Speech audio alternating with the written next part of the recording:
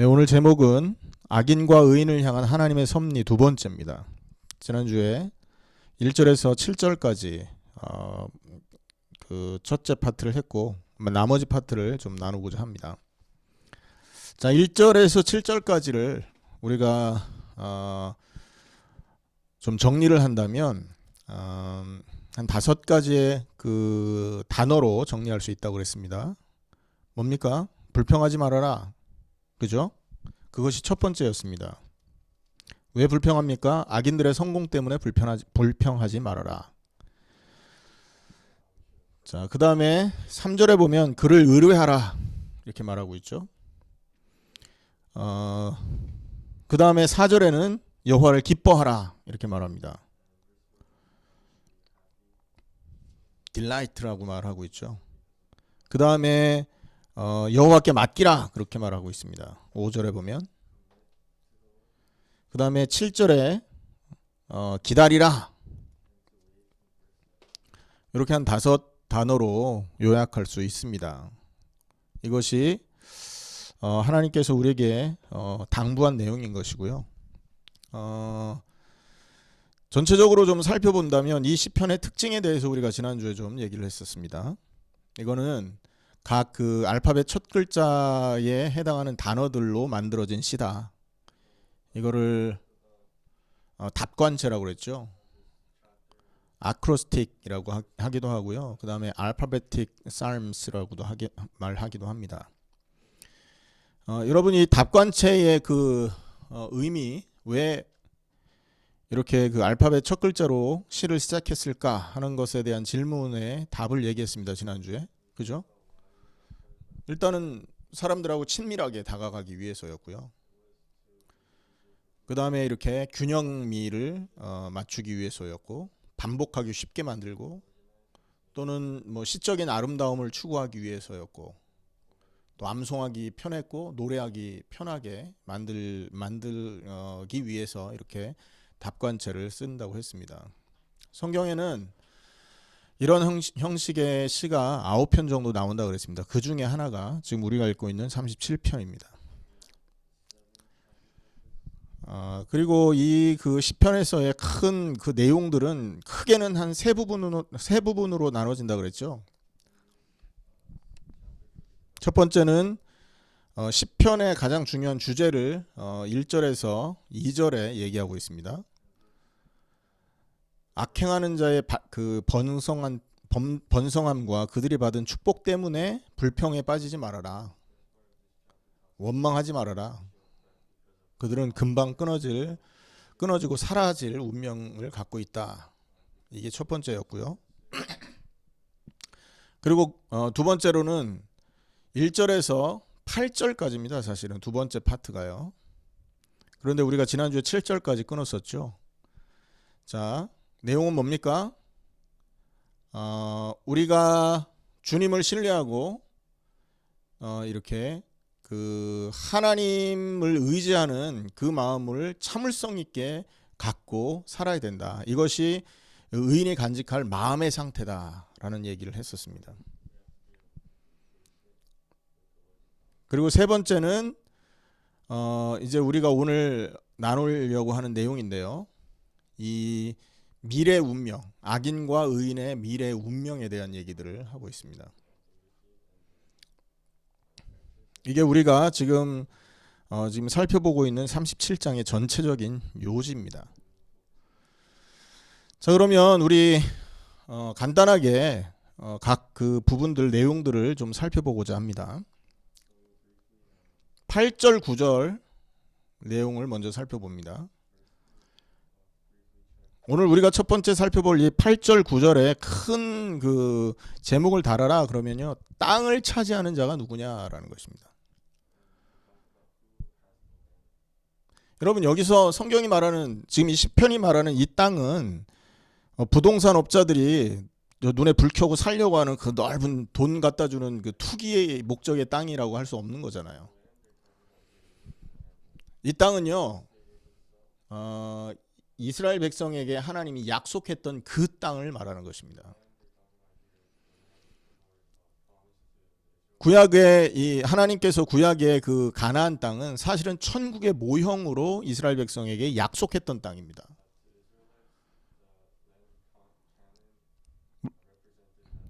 그래서 이 가나안 땅을 젖과 꿀이 흐르는 땅이다라고 표현을 한 것이죠.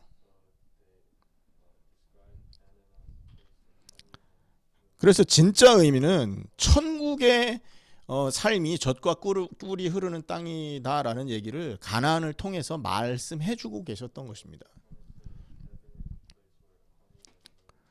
여러분 생각해 보십시오. 여호수아와 갈렙이 들어가서 젖과 꿀을 얻었습니까? 아니었잖아요. 싸움 싸웠잖아요. 계속 죽이고, 그죠? 우상 숭배하는 자 멸절시키고 이런 일들을 했단 말이에요. 그러니까 사실 이 그 의미는 젖과 꿀이 흐른다라는 이 의미는 앞으로 일어날 미래의 천국에 대한 얘기였다라는 것이에요. 자, 그러면 여기서 땅을 차지한다라는 말은 뭡니까? 하나님이 준비하고 우리에게 상속하기로 작정하신 그 천국을 소유할 자가 누구냐라고 해석할 수 있는 것입니다. 미래적인 의미로는 그렇죠. 왜냐하면 천국이라는 건 미래에 이루어질 세상이니까요. 그럼 현재적인 의미로의 땅은 뭘 의미할까요? 지금 우리 현재적인 의미에 있어서의 땅은 결국은 하나님의 보호, 하나님이 주시는 평안, 하나님이 주시는 은혜를 말할 수 있다라는 것입니다. 그래서 오늘 8절 9절에서 그 하나님의 보호와 하나님의 긍휼과 하나님의 그 은혜에 거할 자가 누구냐라는 것을 말하고 있다는 것이죠.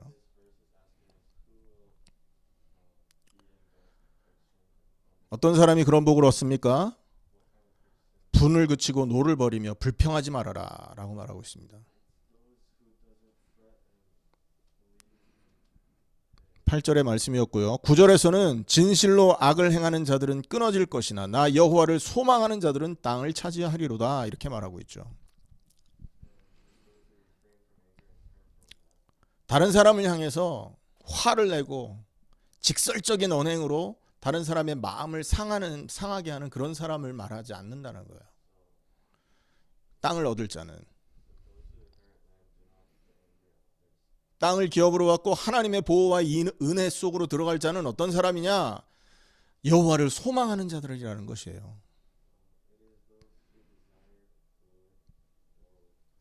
모든 사람 위에 뛰어나신 주님을 기다릴 수 있는 그 사람에게 주어지는 은혜가 바로 이 땅이었다라는 것입니다.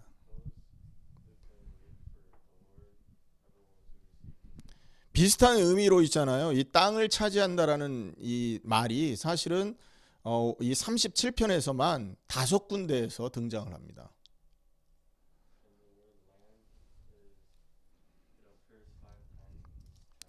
우리가 지난주에 읽었던 3절에 보면요. 여호와를 의뢰하고 선을 행하라 땅에 머무는 동안이라는 말을 하고 있죠. 성실을 먹을거리로 삼아라. 하나님의 보호를 받고 하나님의 천국을 소유한 자들은 하나님이 주신 그 성실함을 하나님의 진리를 먹을거리로 삼고 그것을 양식으로 삼아라. 이게 3절의 그 언약이었습니다.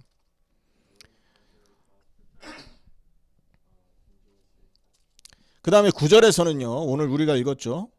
여호와를 소망하는 자들은 땅을 차지할 것이다. 11절에서는요.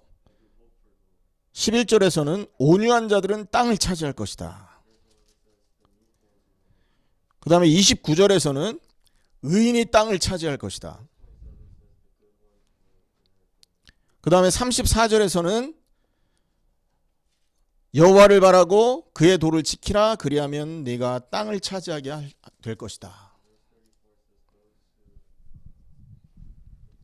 자, 이렇게 이 땅에 대한 하나님께서 약속하신 천국과 우리가 살아있는 동안에 하나님의 보호와 은혜 속으로 들어갈 수 있는 길을 오늘 시편 37편에서는 5번 정도 반복하고 있다는 거죠. 그렇기 때문에 이 내용이 우리에게는 굉장히 중요한 언약임을 기억할 수 있어야 됩니다. 그래서 땅을 차지하는 자 누구냐? 분을 그쳐라. 노를 버려라. 하나님을 향해서 불평하지 말아라. 이 말을 하는 겁니다. 자, 이것이 하나님을 향한 얘기가 되기도 하겠지만 이웃을 향한 얘기도 될 수 있습니다. 맞죠?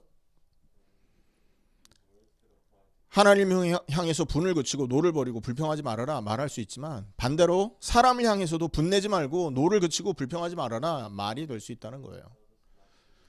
이게 의인의 삶인 것이고 구원받은 자의 모습인 것입니다. 맞습니까? 그 은혜가 여러분에게 있으시기를 축원합니다. 아멘. 자, 두 번째입니다. 10절에서 11절. 여기서는 온유한 자에 대한 얘기를 하고 있다고 보시면 됩니다. 10절에 보면 잠시 후에는 악인이 없어지리니 내가 그곳을 자세히 살필지라도 없어지리로다. 그러나 온유한 자들은 땅을 차지하며 풍성한 화평으로 즐거워하리로다. 현재적인 축복을 말하는 것이죠. 자, 땅을 차지하는 자 어떻게 된대요? 11절에 보니까 풍성한 화평으로 즐거워할 것이다 말합니다. 자, 이 의미를 좀 생각해 보겠습니다. 자, 세상 사람들은요, 자기 주장과 자기 과시가 굉장히 강합니다. 자기를 드러내고, 자기를 막 자랑하고요. 자기가 잘하는 걸 막 떠벌리고 다니면서, 뭐, 많은 사람들이 현대는 자기 PR 시대다, 뭐 이런 식으로 가르치기도 하지 않습니까? 하지만, 하나님의 말씀은 그 반대라는 것이에요. 온유한 자, 심령이 가난한 자, 애통한 자들이 복이 있다고 말하고 있습니다. 이런 말씀들은 세상 사람들이 이해할 수 없는 이해가 불가능한 것들입니다. 하지만 말씀에 순종해서 자기 자신을 깨뜨릴 수 있고요. 그리고 하나님과 사람에게 온유함을 가진 사람들은 현재와 미래에 얻게 될 풍성한 평화를 가질 수 있게 되는 것입니다. 자, 이해되십니까, 여러분? 풍성한 화평으로 즐거워할 것이다 말했단 말이에요. 현재의 우리는 하나님의 보호하심 아래서 풍성한 화평을 얻게 되는 것이고,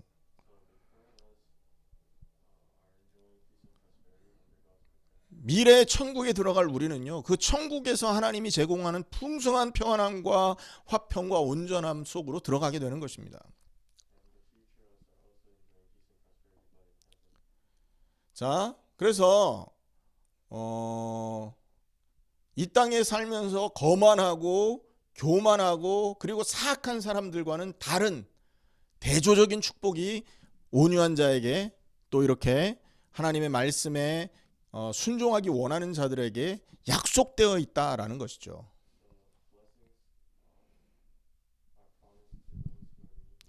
자, 한번 생각해 보십시다.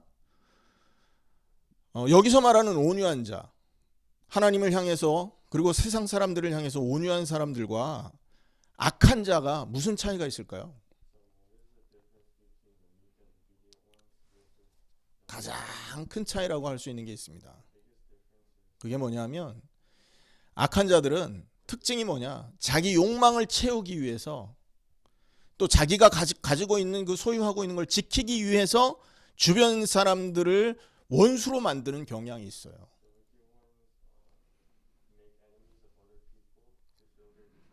왜 원수가 될까요? 자기 걸 채워야 되니까 막 뺏어가는 겁니다.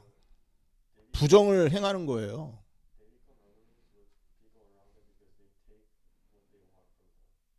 왜 그렇습니까? 자기 자신의 욕망을 채워야 되니까요. 이게 바로 악한 자들의 특징이라는 거예요. 위키드맨의 특징이라는 것입니다. 혹시라도 이런 악한 자들이 현재에 있어서 조금 평안함을 누리고 다른 사람보다 조금 행복한 것 같은 모습을 갖고 있다고 쳐봅시다.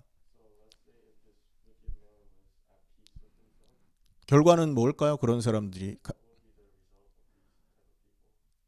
그 사람들이 가지고 있는 평안과 행복은요, 금방 있다가 없어지는 안개와 같이 되는 것입니다.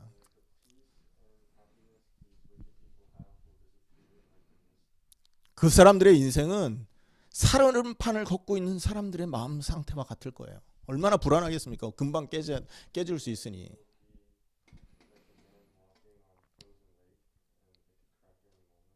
여러분 올해 2020년 이 코로나 때문에 많은 사람들이 집에 쿼런틴 하고 있지 않습니까? 벌써 한 달이 넘어서 두 달째 돼 가는데요. 그 많던 꽃이 싹 없어졌어요. 밖에 나가 보면 다 떨어진 거죠. 느끼는 게 뭐냐면 이야, 저 꽃이 저렇게 빨리 떨어질 줄이야.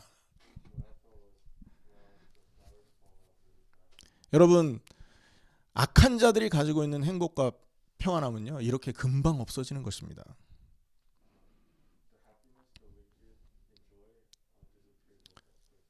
하지만 하나님의 말씀을 대해서 온유하고 심령이 가난하고 하나님 그 애통하는 하나님을 향해서 애통함 또 세상을 향해서 애통한 마음을 갖고 있는 사람들은요 그들이 가지고 있을 수 없는 가장 평안함과 기쁨과 행복한 그 마음을 가질 수 있는 자격자들이라는 것입니다, 여러분.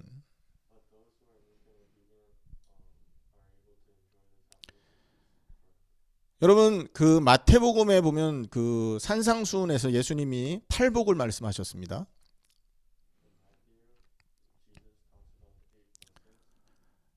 거기에 보면 온유한 자는 어떻게 된다고 그랬습니까? 땅을 기업으로 얻을 것이다 라고 말했잖아요. 많은 신학자들이 그 예수님이 바로 그 마태복음 5장 5절을 인용한 그 구절이 바로 여기다라고 말을 한답니다. 여기에서 마태복음 5장 5절을 인용해 가셨다.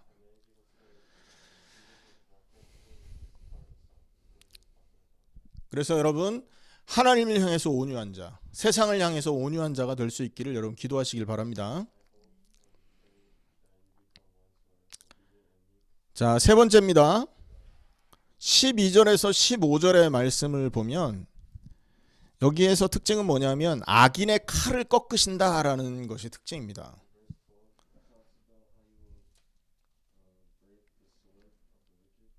악인이 12절에 보면 악인이 의인치기를 꾀하고 그를 향하여 이를 갈도다. 하지만 주님은 그를 비웃으실 것이다. 14절에 보면 악인이 칼을 빼고 활을 당겨 가난하고 궁핍한 자를 엎드러뜨리며 행위가 정직한 자를 죽이고자 하나 그들의 칼은 오히려 그들의 양심을 찌르고 그들의 활은 부러지리로다. 이렇게 말하고 있어요.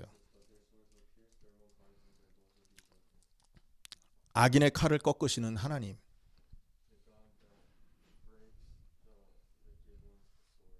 여러분 생각해 보십시오. 그 골리앗이 굉장히 강한 그 군인이었지 않습니까?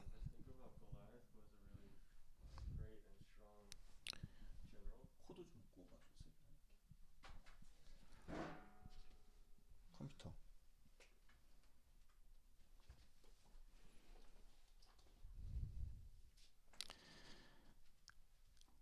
왜냐하면 자기가 가지고 있는 이 그 힘이요. 세상에 그 어떤 사람보다 강했지 않습니까? 골리앗은요. 그죠? 골리앗이 갖고 있었던 힘은 그 세상에 어떤 사람보다 강했다고요. 자기의 힘을 믿고 골리앗은 있지 않습니까? 다윗이 골리앗을 죽이기 전까지 웃고 있었다니까요. 비웃고 있었습니다, 세상을. 그 비웃고 있었던 다윗의 목을 골리앗이 갖고 있었던 그 칼로 댕강 날려버렸다니까요. 맞죠?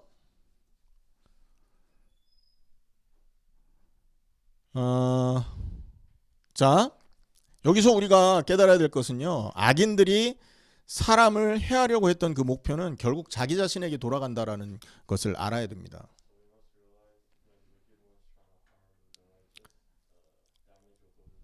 다른 사람을 해하려고 했던 것 때문에 자기 자신이 고통을 받게 될 것이다 라는 말이죠.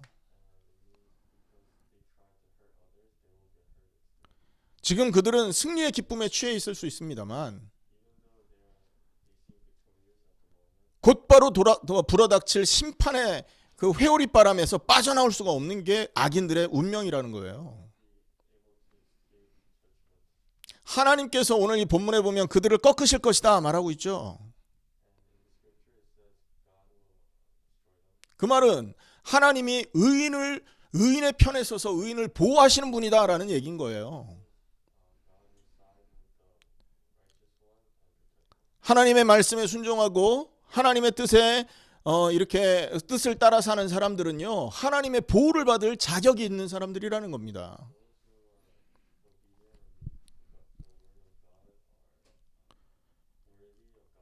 어떻게 이 사실을 알겠습니까?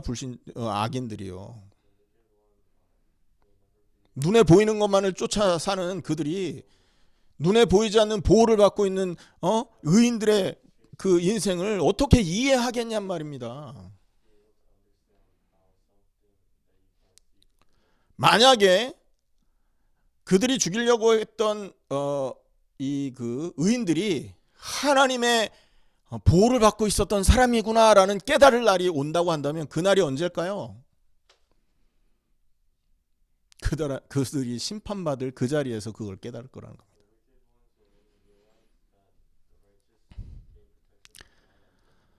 여러분, 소망을 가지시기를 축원합니다. 이게 의인을 향한 하나님의 섭리라는 것입니다. 하나님의 말씀을 순종하고 그 뜻에 이렇게 그 뜻을 따라 살려고 하는 그 사람들의 인생을 향한 하나님의 프로비던스 섭리라고 하는 것이에요. 자, 다음으로 넘어가겠습니다. 다섯 번째죠. 23절, 24절입니다. 우리 한번 23절, 24절 한 목소리로 같이 읽겠습니다. 시작. 여호와께서 사람의 걸음을 정하시고 그의 길을 기뻐하시나니 그는 넘어지나 아주 엎드러지지 아니함은 여호와께서 그의 손으로 붙드심이로다. 이렇게 말씀하고 있습니다. 여기서의 그 타이틀은 뭐라고 할 수 있냐면 의인을 붙드시는 하나님이라고 우리가 말할 수 있습니다. 계속 반복해서 하나님이 우리에게 말씀하고 계십니다. 의인을 보호하시겠다. 의인을 붙드시겠다. 그러니 당장의 불의한 자가 번성하고 당장의 악을 행하는 자들이 부유해지고 이렇게 발전하는 것처럼 보일지라도 불평하지 말아라.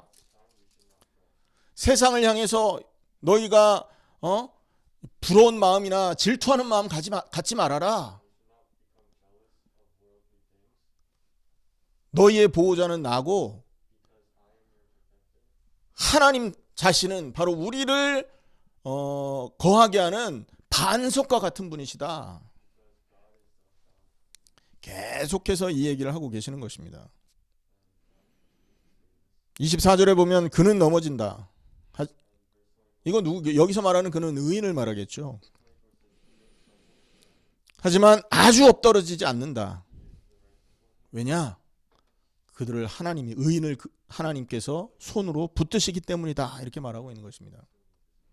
여러분, 하나님이 사랑하는 의인이라고 한다면, 하나님이 사랑하는 자라고 한다면 그의 걸음은 하나님에 의해서 질서가 잡히게 되어 있습니다.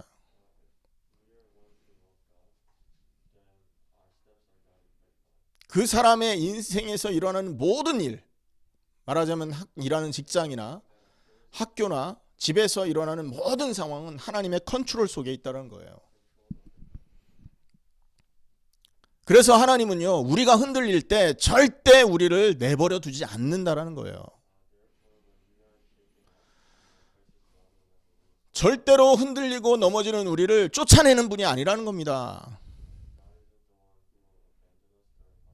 하나님이 우리를 왜 선택했을까요? 연약해서 흔들릴 가능성이 너무나 많은 우리를 그런 우리에게 배경이 되시기 위해서 우리를 하나님이 선택하셨다라는 거예요. 우리를 붙드신다는 것이죠. 그 전능하신 손으로 하나님이 함께 하신다는 것이죠. 그런데 하나님이 우리를 붙드시는 그 하나님의 손은 어떤 손일까요, 여러분? 물에 빠져서 목숨이 경각에 붙어있는 베드로의 그 손을 붙들고 건져내는 그런 강한 손이라는 것입니다. 여러분, 예수님이 나귀를 타고 예루살렘 성에 입성하셨죠?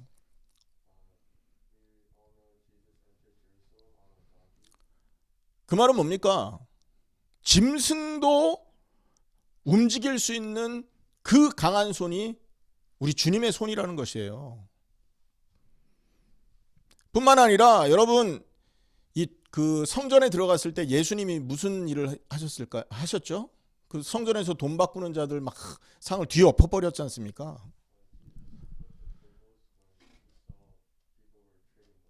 여러분, 능력 있고 경제력 있는 그들의 인생을 움직이실 수 있는 강한 손이 예수님, 우리 주님의 손이라는 것이에요. 그거 정도입니까? 중풍병 그리고 나병 환자도 낫게 하는 강한 손입니다, 여러분. 그 손이 지금 우리를 붙들고 계시는 것입니다.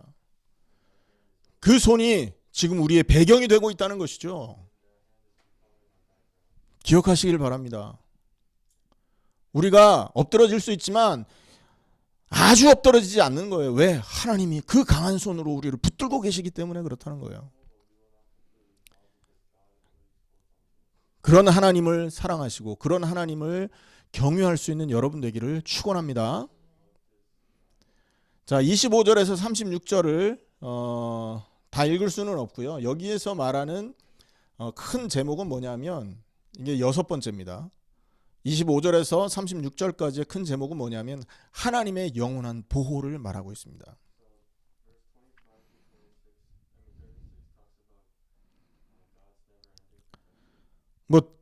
뭐 짧게 좀 살펴본다면 그는 종일토록 은혜를 베풀고 꾸어주니 그의 자손이 복을 받는도다. 26절이죠.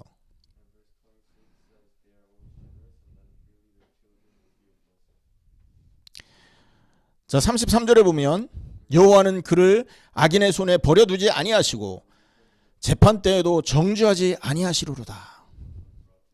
34절에 보면 여호와를 바라고 그의 도를 지키라. 그리하면 내가 땅을 차지하게 하실 것이라. 악인이 끊어질 때에 내가 똑똑히 보리로다. 하나님의 영원한 보호를 말씀하고 계십니다. 악인의 삶과 의인의 삶을 비교 설명하고 있는 겁니다. 근데 이 비교가 그냥 도서관에서 책을 참고해서 한 비교가 아니라는 데 특징이 있는 거예요. 이 비교는요, 다윗이 평생을 살아왔고 자기가 살아온 인생을 되돌아 봤을 때 자기의 경험으로 비교를 한 거예요. 그의 눈은 눈앞에 있는 작은 것을 본 게 아니라 영원한 세계에 일어날 큰 그림을 보고 우리에게 지금 얘기를 하고 있는 것입니다.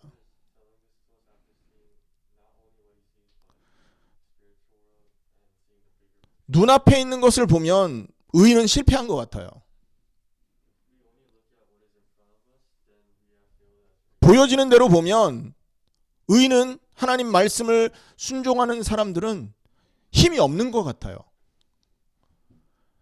하지만 큰 영원한 그림 안에서 의인이 하나님의 보호 아래 있고 영원한 그림 안에서 의인이 참된 복을 갖고 있는 것이다 라고 지금 다윗이 말하고 있다는 것이죠.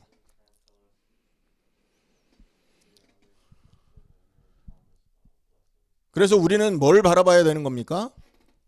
땅의 것을 쳐다보지 않고 영원한 나라에 하나님의 하나님께서 우리에게 유업으로 상속으로 물려주신 영원한 나라를 바라볼 수 있어야 되는 것입니다.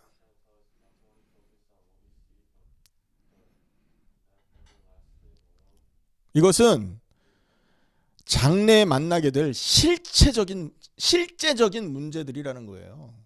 반드시 올 문제들이라는 것이죠. 이미 초대교회 당시에 여러분 생각해 보십시오. 사도들에 의해서 복음이 모든 민족에게 증거된 거 아닙니까? 맞죠? 그렇기 때문에 예수님은요, 언제든지 오실 수 있는 분이라는 거예요. 우리가 여기에 눈을 맞추고 있어야 된다는 것입니다. 그래서 슬기로운 다섯 처녀처럼 여러분 등불에 기름을 준비하고 예수님의 다시 오심을 기다릴 수 있는 이러한 의인의 삶이 영원한 축복된 삶이라는 것이에요. 우리가 지금 회개하고 하나님 나라에 합당한 자들이 되게 하시려고 여러분 예수님이 지금 재림을 아직 안 하고 있는 이유를 한번 생각해 본다면 딱 한 가지밖에 없는 거예요. 지금 오실 수 있는 예수님이 아직 안 오고 계십니다. 이유는 뭐예요? 우리로 하여금 회개할 기회를 주시는 거죠. 우리가 하나님의 말씀에 온전한 죄가 되고 하나님의 말씀에서 의인의 인생으로 변화되게 하시기 위해서 우리에게 기회를 주고 계신다는 겁니다. 이 눈을 가지고 악인과 의인을 볼 수 있어야 되는 거예요. 예수님이 재림하시는 그 시간에 누가 복된 자냐? 그래서 여러분 작은 그림을 가지고 현재 그 악한 자들이 번성하고 잘 되는 것을 막 불평하는 자들은요, 절대 이 은혜를 받을 수 없는 자들인 것입니다.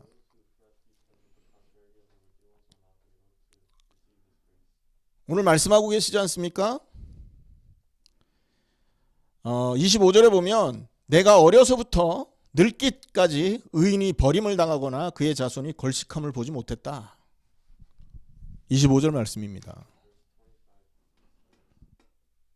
자, 이해되십니까? 이게 여러분 하나님이 영원이라는 이 시간 속에서 하나님의 자녀들을 보호하시는 그 사랑이라는 거예요. 마지막 7번째입니다. 37절에서 40절까지인데요. 37절에서 40절에서의 큰 제목이라고 한다면 의인들의 구원이라는 제목입니다.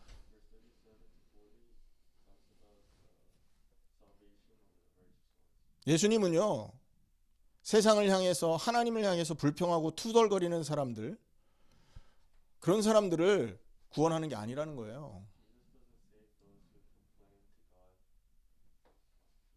또 하나님의 말씀을 의심하고 하나님의 보호에 대해서 하나님이 보호하시는 것을 여러분 이렇게 믿지 않으니까 염려함이 올 거 아니에요. 이런 염려하는 자들을 구원하는 게 아니라는 거예요. 하나님의 구원은 누구에게 있습니까? 하나님을 믿고 그분을 신뢰하는 삶을 선택한 사람을 구원하시는 것입니다. 하나님은 우리에게 돈을 요구하지 않습니다. 하나님은 우리에게 희생을 요구하지 않습니다. 하나님이 원하는 건 단 한 가지입니다. 하나님을 믿냐? Trust in God. 하나님 안에서의 진짜 믿음을 요구하시는 거라고요. 그것만이 우리가 하나님 앞에 구원받을 수 있는 유일한 길이 되는 것입니다. 39절의 말씀이죠. 우리 한번 같이 읽겠습니다. 39절 40절입니다. 의인들의 구원은 여호와로부터 오나니 그는 환난 때에 그들의 요새시로다. 여호와께서 그들을 도와 건지시되 악인들에게서 건져 구원하심은 그를 의지한 까닭이로다. 구원하심이 뭐 때문이라고요? 아멘. 그를 의지한 까닭이로다. 이게 구원의 이유인 것입니다. 여러분 의인들이 안전한 이유, 의인들이 구원받는 이유는 그들이 가지고 있는 어떤 힘 때문이 아니라 오직 주님에 의해서, 오직 하나님에 의해서 지켜지기 때문이라는 것이에요. 하지만 많은 사람들은요, 어떻게 생각합니까? 무엇을 해야 구원받는다고 생각하고 있어요. 심지어 구원에 대해서 확실치도 않으면서 자기 자신이 구원받았다고 이렇게 생각하고 미리 생각하고는 내가 이제 구원받은 사람이니까 이것도 해야 되고 저것도 해야 된다 생각하고 있다는 거죠. 그걸 보고 섣부른 판단이라고 하는 것입니다. 자, 성경은 분명히 구원이라는 것은 믿음에 의한 것이라고 얘기하고 있어요. 예수님이 십자가에 죽으신 그 사실, 나의 죄 때문에 죽으신 그 사실을 믿을 때 구원받은 것이라고 성경은 말하고 있다고요.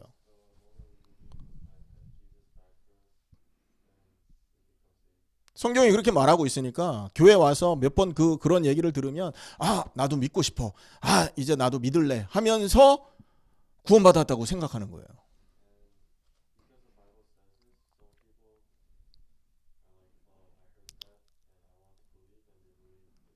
그게 섣부른 판단이라고 하는 것입니다. 그 사람 믿었는지 안 믿었는지 알 길이 없잖아요. 정말 그 사람이 믿고 있다라는 사실을 어떻게 증명할 겁니까? 말로 믿었다고 해서 실제 믿는 것인지 어떻게 아냔 말이에요. 여기에서 모든 교회가 실수를 하고 있는 것입니다. 여러분, 내가 정말로 하나님의 그 은혜의 십자가와 부활을 믿는 사람이 맞다면 이것이 어떻게 증명이 됩니까? 한 가지로 증명이 됩니다.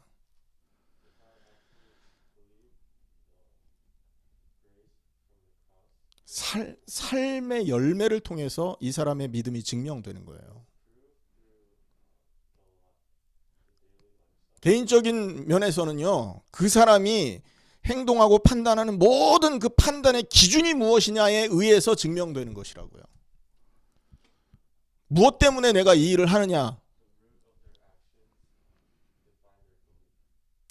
내가 행동하고 내가 말하고 내가 뭔가를 이렇게 시도하는 것이 어떤 기준에 의한 것이냐가 여러분 증거라는 거예요.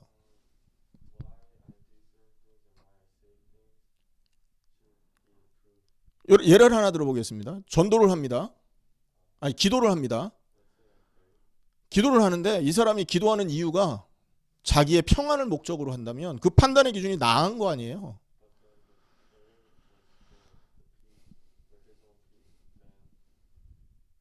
제가 예전에 그런 얘기 했지 않습니까? 전도를 하는 어떤 목사님이 집에 있는 거 너무 힘드니까 밖에 있고 싶어서 전도하러 나가요. 그게 과연 판단 기준이 하나님을 위한 겁니까? 자기를 위한 겁니까?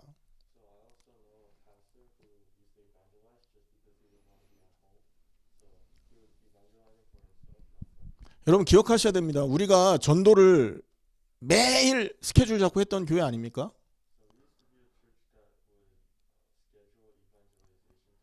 그런데 우리가 그것을 올스톱했습니다. 해외 나가는 것도 매일 우리가 스케줄 잡고 했었는데 그걸 다 스톱했죠. 이유가 뭘까요? 정말 내가 하나님을 믿기 때문에 하나님의 영광 때문에 하는 것이냐라는 그 사실에 대한 답을 스스로 찾아라라는 그 기회를 주는 거예요.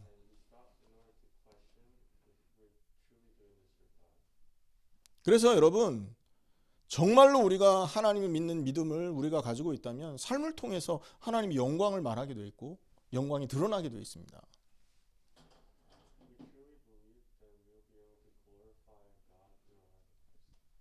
일상생활뿐만 아니라 교회 생활도 여러분 내가 가지고 있는 이 가치 판단이 하나님을 위해서라고 한다면 하나님이 그것 때문에 큰 영광을 받게 될 거라고요.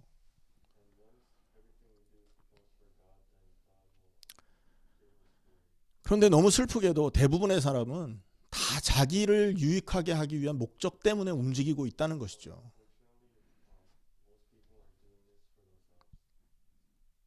우리가 하나님을 믿는 참된 믿음을 회복할 수 있기를 축원합니다. 아멘. 결론입니다. 오늘 이 말씀 정리하고 마치겠습니다. 여러분 우리가 오늘 이 시편 37편을 통해서 뭘 보냐? 의인의 삶을 살아야겠구나. 이게 보여지지 않습니까? 너무나 감사하게 하나님은 우리에게 의인 되는 길을 주셨습니다. 구약에서는 짐승을 죽여서 그 짐승이 죽을 때 나의 모든 죄가 함께 죽었음을 믿음으로 해서 우리가 의인되는 길이 구약에 있었어요. 근데 신약에서는 그리스도를 죽게 하신 겁니다. 그 그리스도의 죽음에 그 그리스도가 죽으신 그 죽음에 내가 함께 죽은 사람이라는 사실을 믿을 수 있게 됐을 때 우리는 죄에서 해방된 의인이 되는 것입니다.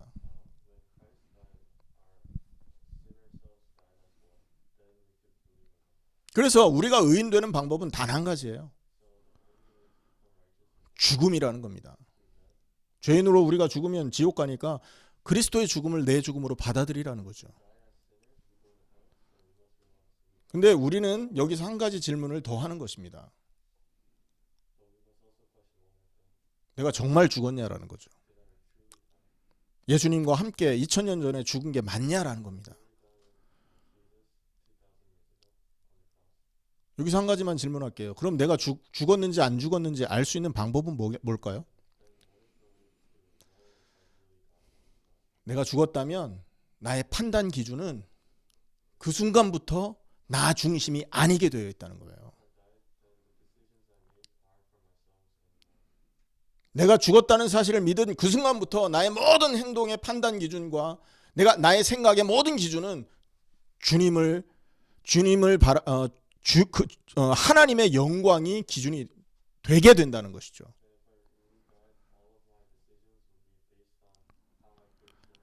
예수님께서 말씀하셨듯이 하나님을 사랑하고 이웃을 사랑하라 했기 때문에 예수님의 죽음을 진짜 믿는 사람은 나의 죽음과 예수님의 죽음이 이렇게 연결되어 있다라는 사실 진짜 믿으면 그 사람의 판단 기준은 다른 사람 타인을 향해 가게 되어 있다는 것입니다.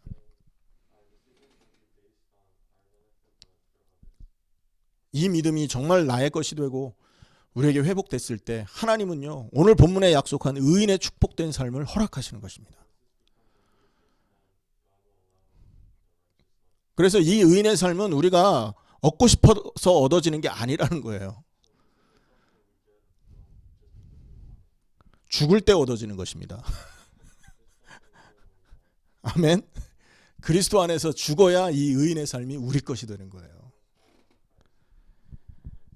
여러분, 이런 의인의 삶이, 의인의 축복이 저와 여러분에게 회복되어서 하나님께 영광 돌리는 온전한 삶을 회복하시기를 예수님의 이름으로 축원합니다.